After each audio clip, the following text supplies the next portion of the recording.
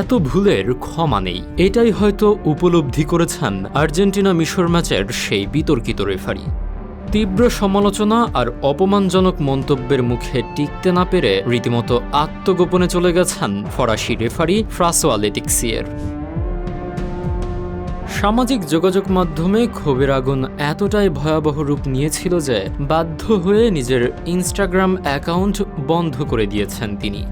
শুরুতে মন্তব্যের সুযোগ সীমিত করে পরিস্থিতি সামাল দেওয়ার চেষ্টা করলেও শেষ পর্যন্ত সমালোচনার ঝড়ে নিজেকে আড়াল করেই যেন স্বস্তি খুঁজছেন এই রেফারি। বিশ্বকাপের শেষ ১৬তে বর্তমান বিশ্ব চ্যাম্পিয়ন আর্জেন্টিনা এবং মিশরের মধ্যকার হাই ভোল্টেজ ম্যাচটি মূলত এই বিতর্কের জন্ম দেয়।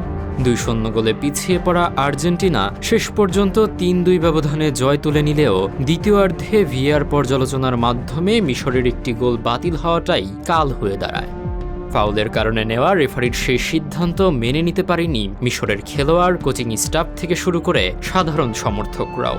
ম্যাচ শেষের বাঁশি বাজার পর থেকেই শুরু হয় এই ক্ষোভের বহিঃপ্রকাশ। মাঠের এই উত্তাপ এখন গড়িয়েছে ফিফার সদর দপ্তর পর্যন্ত। রেফারি লেটিক্সিয়ের ও তার সহকারী কর্মকর্তাদের বিরুদ্ধে ফিফার কাছে আনুষ্ঠানিক অভিযোগ দায়ের করেছে মিশর ফুটবল অ্যাসোসিয়েশন। শুধু তাই নয়, চলতি টুর্নামেন্টের বাকি ম্যাচগুলোতে এই ফরাসি রেফারিকে দায়িত্ব না দেওয়ারও জোর দাবি জানানো হয়েছে। চারদিকে যখন এত শোরগোল, তখন ফুটবলের সর্বোচ্চ নিয়ন্ত্রক সংস্থা ফিফা এখন পর্যন্ত পুরো বিষয়টি নিয়ে সম্পূর্ণ নীরবতা পালন করছে।